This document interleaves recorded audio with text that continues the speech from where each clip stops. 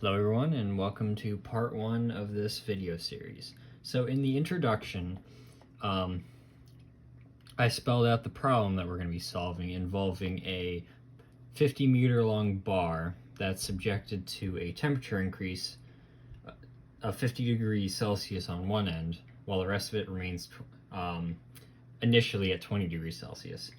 And we're going to solve for the heat diffusion as time goes on. So, in order to start this, we start with the energy balance. So our energy balance is defined as what's going in, so the input, plus our generation, so any created heat within the system, minus our output, so the heat leaving the system, minus consumption, which is energy being consumed by a system, and that equals the accumulation of energy.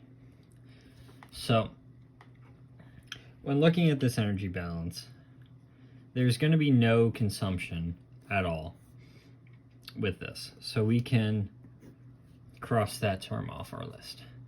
So regarding the rest of these, we're going to have to come up with equations that relate our energy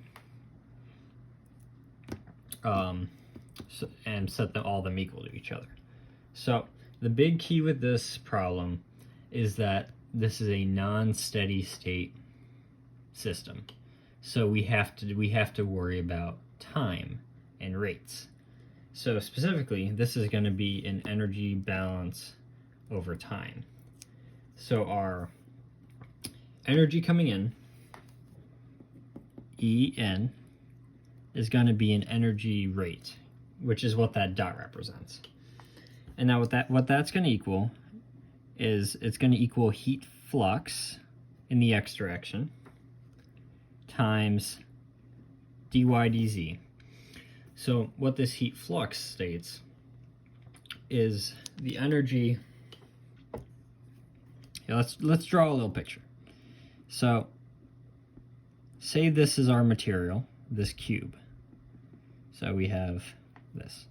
It has a length of x, a width of z, and a height of y.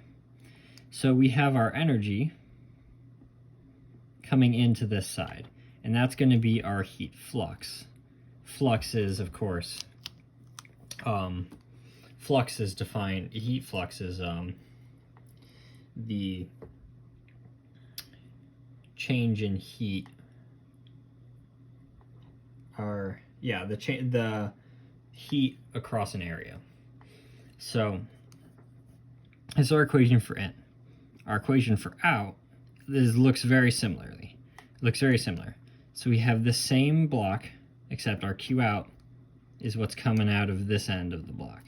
So it's going to be our heat flux of x plus dx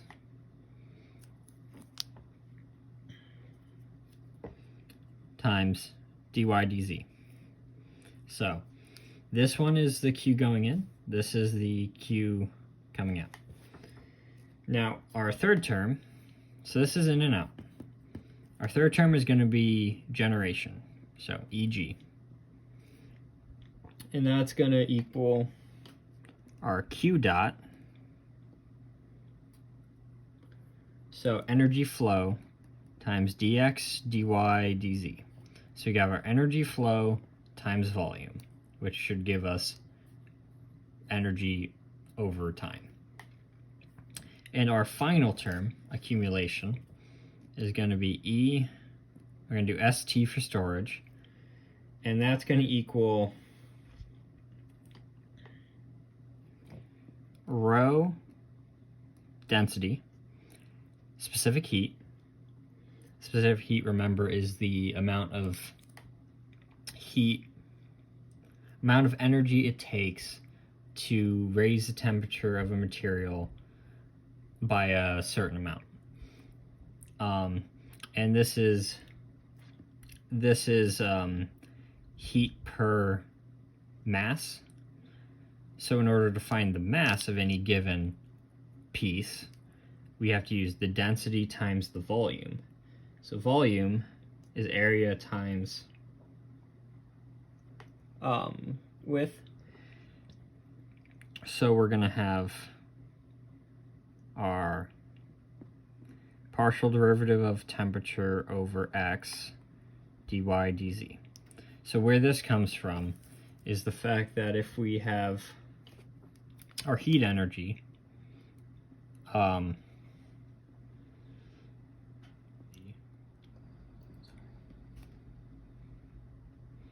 our heat energy in any given material is going to equal rho Cp, so our density times our heat capacity times the cross-sectional area times the change in x. So area times change in x will give us volume. Volume times density will give us mass. Mass times our specific heat will give us energy, or will give us how much energy it takes to to increase our temperature. And then we have our delta T for temperature. So all this equation here takes this equation here and kind of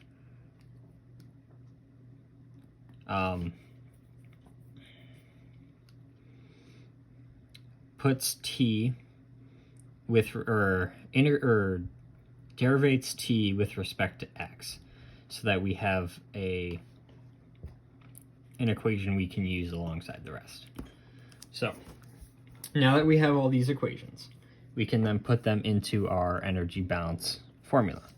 So we're going to have Q flux x dy dz plus Q dot dx dy dz minus Qx x plus dx dy dz, and all that equals rho Cp delta x delta T over delta x dy dz. So right off the bat, every term in our thing has the terms dy dz, so we can cancel those. Okay, so what we're left with is Qx prime plus Q dot dx minus heat flux x plus dx equals rho times specific heat times the partial derivative of temperature over displacement x. And this is kind of where we're at right now. So what we do now is these two terms here are very similar. The only difference is, as we showed before, one is going into a material and the other is going out of material, and they're a little bit different. However, we can rewrite this one in terms of this one by adding in an additional term. So what we're going to do is we're going to rewrite this, we're going to move this term here, and we're going to rewrite this in terms of this. So we have our initial Q flux x, then we have minus, we're going to rewrite as Q flux x, then we're going to add, so going back to this picture, we have Q flux x plus what happens in this cube here. And what happens is we're going to have some delta Q x, or delta Q, over the partial derivative of the length or displacement in this cube.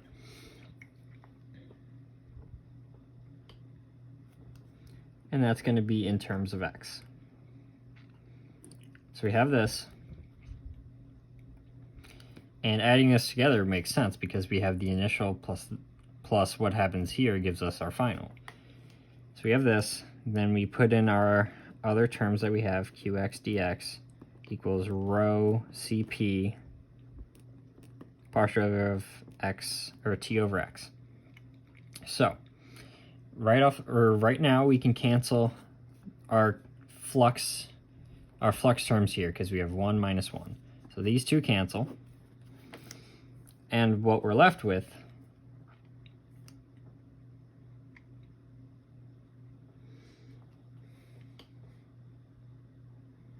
oh, excuse me, I've seemed to have made a slight error.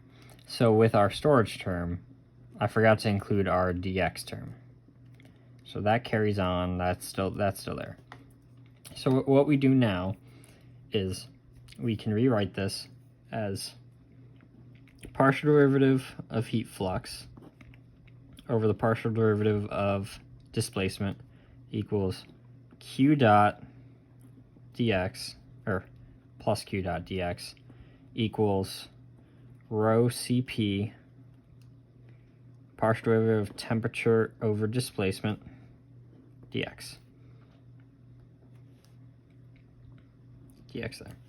So we're going to cancel all of our dx terms, and we're left with we're left with a partial derivative of heat flux over x plus q dot equals rho times heat capacity times the partial derivative of temperature over x.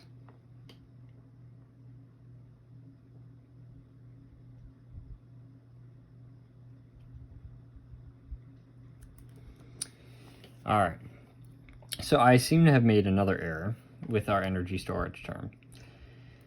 So with our energy storage term, all the other three, these are all rates. We have q dot flux, q dot flux, q dot flux, or q dot.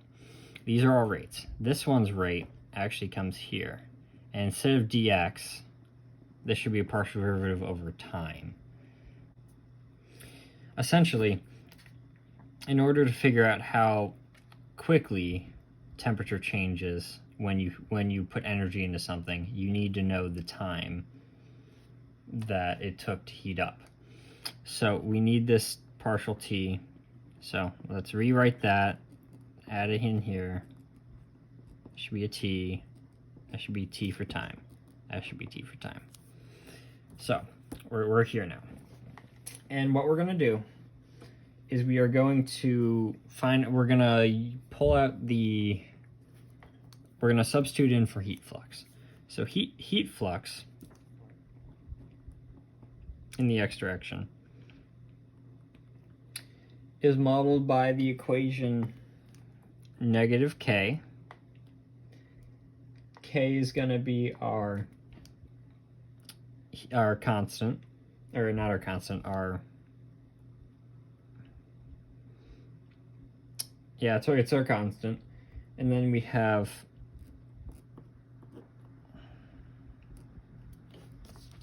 our partial derivative of temperature with respect to displacement. What this tells us is this shows us our heat flux moves, this negative tells us that our heat flux is opposite of our temperature gradient. So what that means is that temperature goes from high to low. And this kind of demonstrates this, because if our temperature per displacement's high, our Q flux is going to be negative, because it's going to be moving in the opposite direction towards the lower amount. So what we do is we take this equation and we're going to plug it in right there. So plugging this in, we have our partial derivative in respect to x of negative k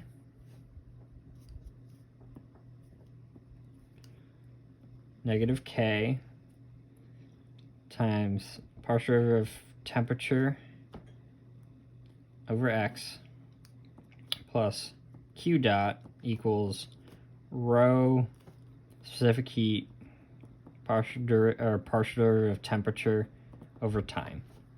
So from here, what we can do is we can pull this K value outside because it's a constant.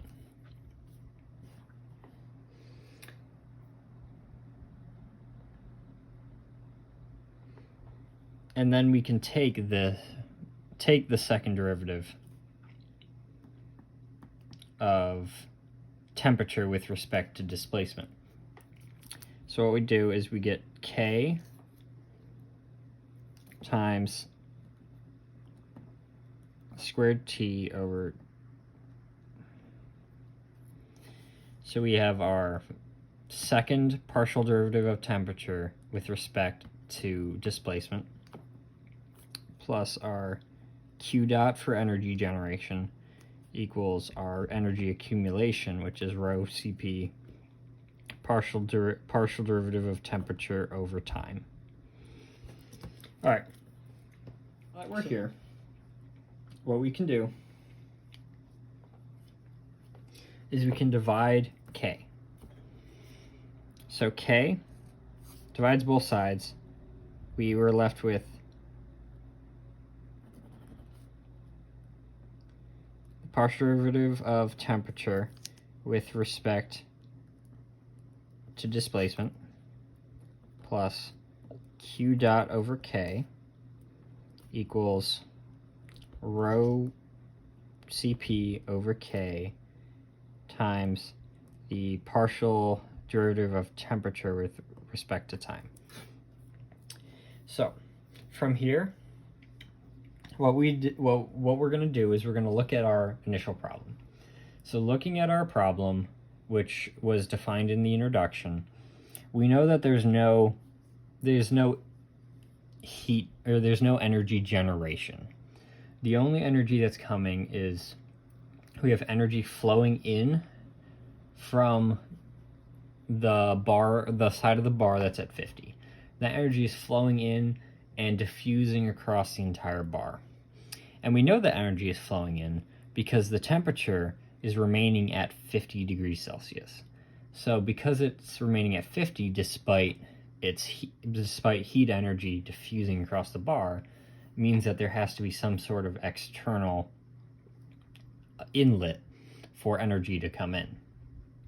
So because there's no generation, this term equals 0. And we're left with the second partial derivative of temperature with respect to displacement equals rho times the specific or the heat capacity over K times the partial derivative of temperature over time. So once we're here, what we really want to know with our problem, we really want to know this guy right here. We really want to know our temperature over time, because that's what we're really interested in. So what we're going to do is we're going to divide the rest of this over to get this guy by itself. And additionally, we're going to define alpha, define alpha as K over rho times Cp, just to clean up our equations and make it a little bit easier to read. So moving on to a new page, our new equation is going to be partial derivative of temperature over time equals alpha times the second partial derivative of temperature over displacement. So this is going to be our heat diffusion equation that we're going to use in our code in part 2. However, right now, this equation, while it's nice and simple, it has a second partial derivative and a first partial derivative. So we can't solve this as it is. So what we're going to do is we're actually going to use the Crank-Nicholson finite differentiating method to transform this into something that's a little bit easier to calculate. So the way we're going to do that is we're going to kind of open up this equation a little bit. So this term here, which is derivative of temperature over time, we're going to rewrite that as T J n plus 1 minus Tj n all over change in time. So these guys here, this is a subscript and a superscript. So the subscript, j, is going to be the location on the bar where this variable is referring to. So if I draw a bar here, so if this is our uniform bar of length 50 meters, what we're going to do is we're going to divide up the bar into little pieces. So we're going to have a bunch of pieces, and each piece is going to be identified with a different j value. So this piece might be j equals 5, and this piece might be j equals 12, and this one might be j equals 15. And we're gonna do them as integers. So from 0 to 49. So 0 less than equal j less than equal to 49.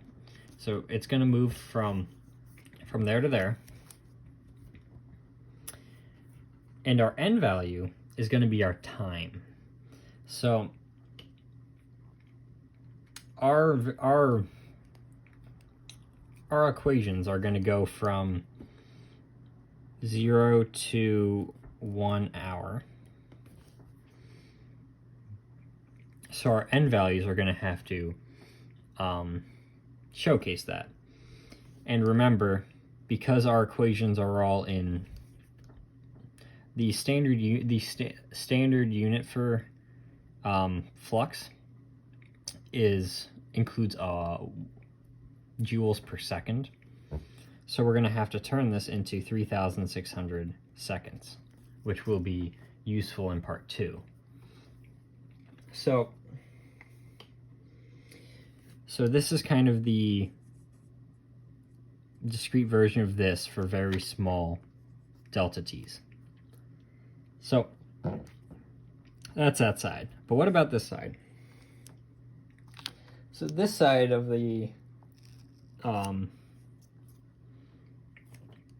equation is where it gets kind of interesting, because notice we have a second derivative. So we have our alpha, then we're going to multiply it by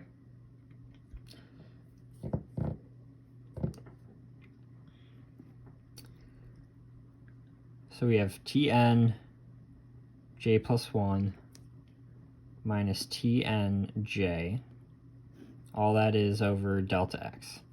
So this is going to be our first differentiation, and then we have to go do it again. So we have Tn j minus Tn j minus 1 all over delta x. So this kind of is our second differentiation, and all of this is going to be over x. So this is kind of our, so this is kind of, or this is this for very small delta x's. So what we're going to do is we're going to kind of simplify this to make it a little bit easier to read, because we have fractions within fractions. So simplifying this, we have t n plus 1 j minus t n j all over delta t. And this equals alpha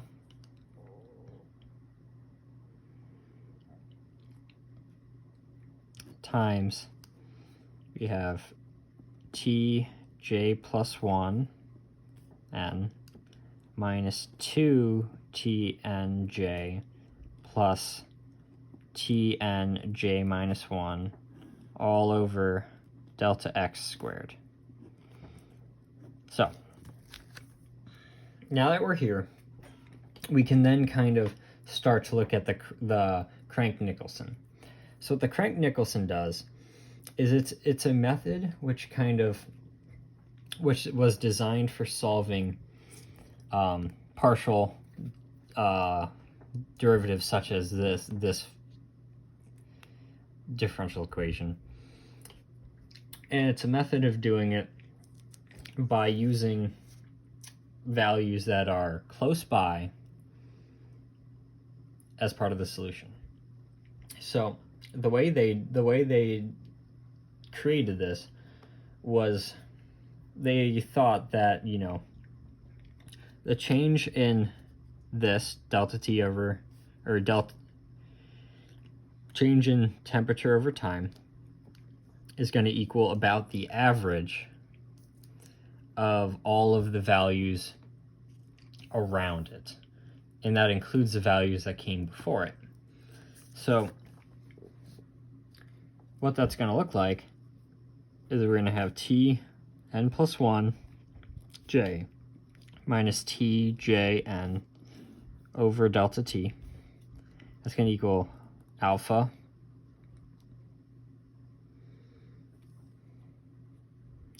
and we're going to pull out the delta x squared,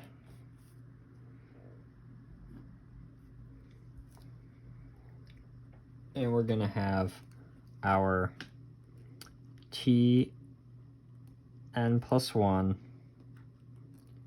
j plus 1 minus 2 t n plus 1 j plus t n plus 1 j minus 1 plus t n j plus 1 minus 2 t n j plus t n j minus 1. And all of this is going to be divided by 2 because it's similar to an average.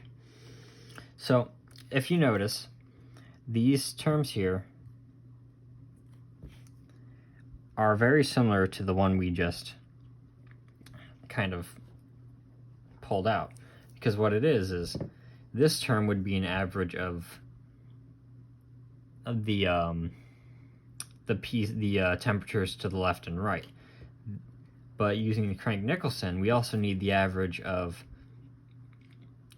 in order to find t n plus 1, we also need the temperatures that came before it in terms of time.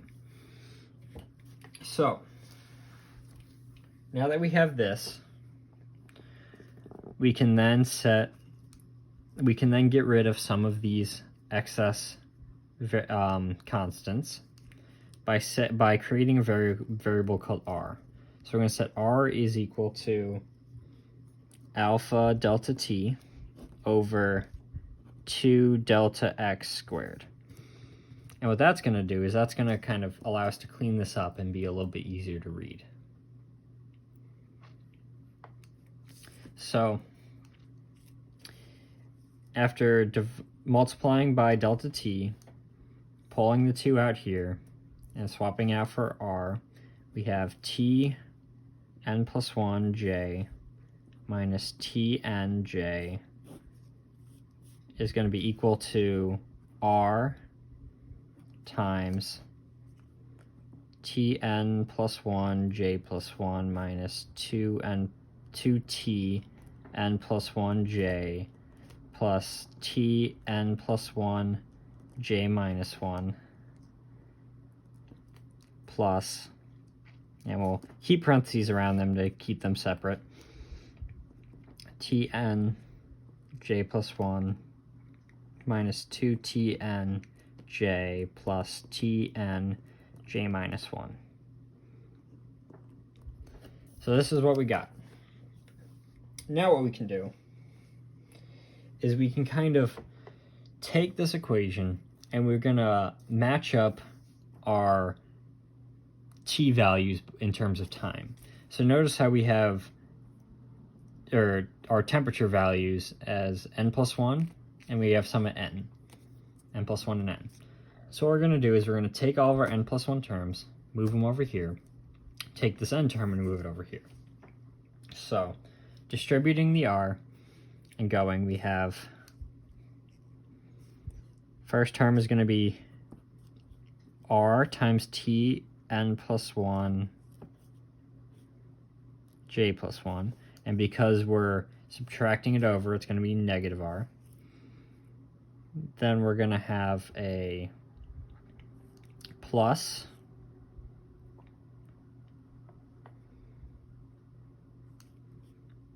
then we have a 1 plus 2r tn plus 1j. Because this one's already positive, this is negative, so when you carry it over, or when you subtract, it becomes positive. Then we have minus r tn plus 1 j minus 1. And that's going to equal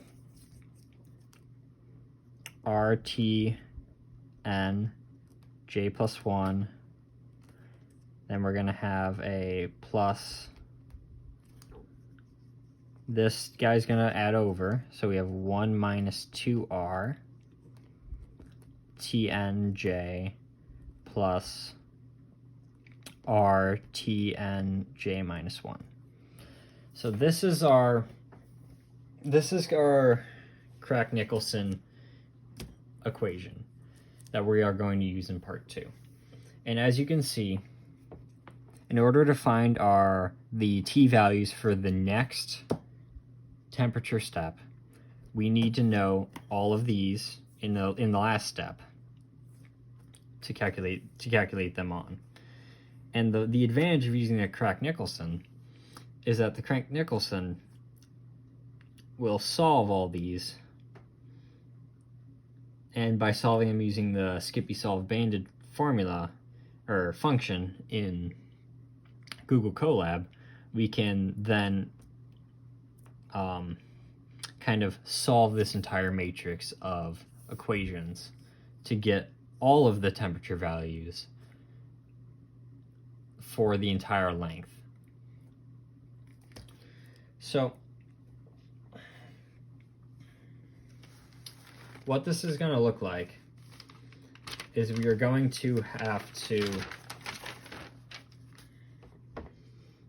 or what's going to happen is our program is going to take these values and put them into arrays. So how it's going to work is we're going to have this side of the equation are knowns, and this side are unknowns. So we know the temperatures at any given time based on what happened before it. So in our initial problem, or given our initial information, we know that the very first J value, the temperature is going to be at 50, and all the rest of them are going to be at 20. So we can use that knowledge to calculate the T values for the next second. So we would take these coefficients, and we would form an array, or a matrix called a banded matrix, where we have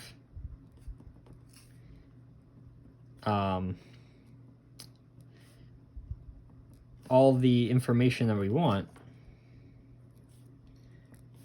is along a diagonal, like this, like so.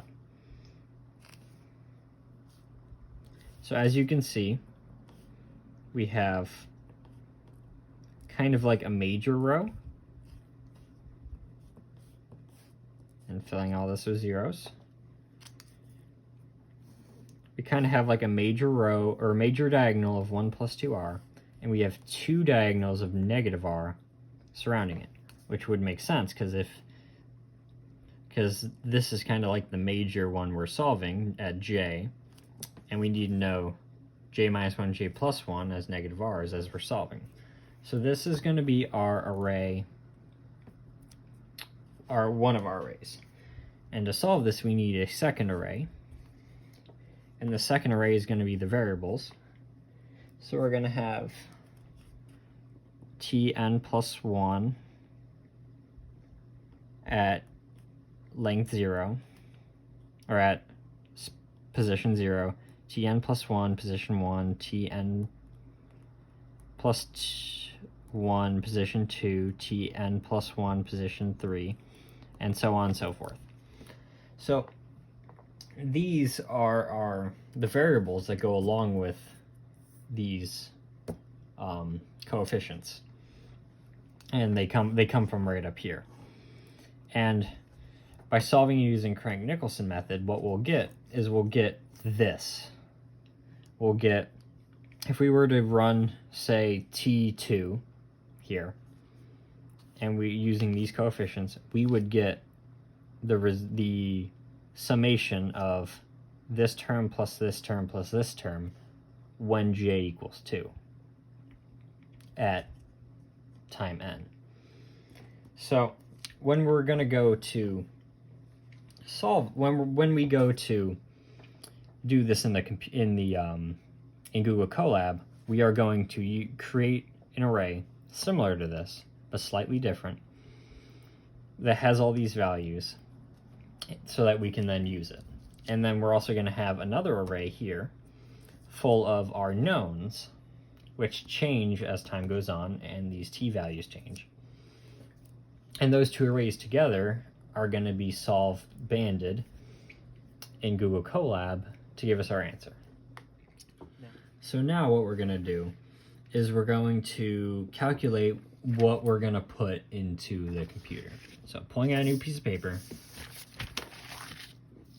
we're going to create an array. We're going to call it array A, capital A.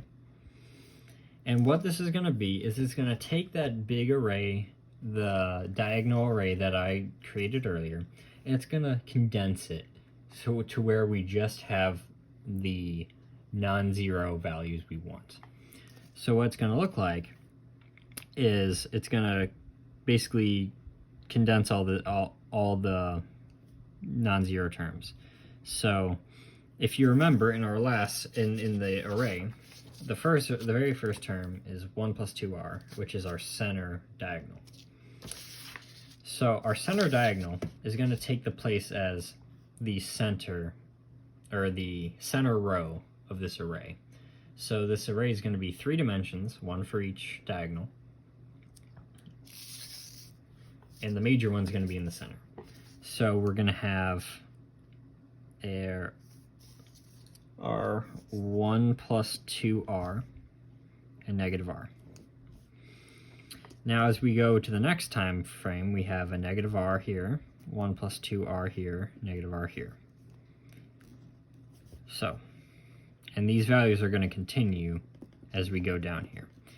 Now in this first value, there was no value here because it was initial, so that's going to be 0. Now as we near the end, we run into the other end of the bar. Now when we get to the other end of the bar, we know that it's perfectly insulated because we were given that in the problem. However, the way we've been calculating temperature is we've been stepping it as it goes down the bar and calculating its temperature based on the material to the left and right. However, at the end of the bar, there's nothing past j equals 49. So, and what we have to do is we have to make a correction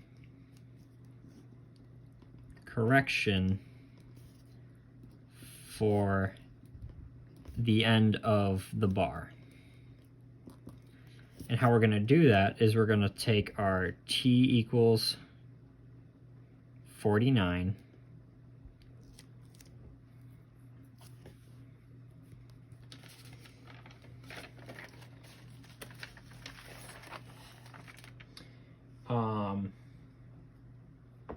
we're going to take our t equals 49 and set it equal to an imaginary t equals 50. So t equals 50 isn't actually on the bar, but when we do the things, we're going to have a t j plus 1 when j is 49, which will be this value, which doesn't exist. So what we're going to do is we're going to kind of fix that problem by setting tj plus 1 equal to tj when j equals 49. Okay, so that's what we're going to do. So when we go in our equation, we're going to have our negative r t, our time plus 1, and our j is going to be 49 plus 1, so 50, plus 1 plus 2r t n plus 1, 49, and then we're going to have an additional n plus 1 at 48. Okay? And then we're also going to set that equal to the other end, which is going to be rtn at 50 plus 1 minus 2r tn at 49 plus rtn 48. So since we're setting 49 and 50 equal to each other, we can combine these two terms, and we can combine these two terms. So we have 1 plus 2r minus r. So what this then becomes is we're going to have a 1 plus r t n plus 1, 49 minus r t n plus 1, 48 equals, moving this over, we have 1 minus r, because we have the negative 2r plus 1, tn 49 plus r t n 48. So what we're going to do is we're going to transplant, we're going to take this side and put it in our array A. So this value here is going to go up here as normal, and this value here is going to take the place as the normal one, 1 plus r, in our second dimension.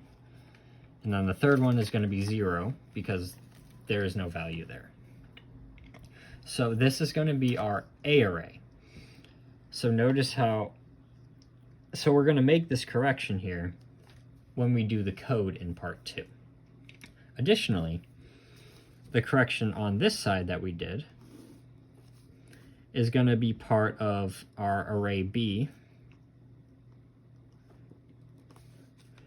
Array B for the last term also. So we're going to make both this array here with this correction here, and we're going to make a correction in array B in part 2 of this video. And that should help us it should help us account for the insulation of the bar, even at the very end of it. So that is part 1. And so join me in part 2. You can find the link for part 2 in the description of this video, or just follow the playlist if you've started the playlist. And I will see you in part 2. Thank you.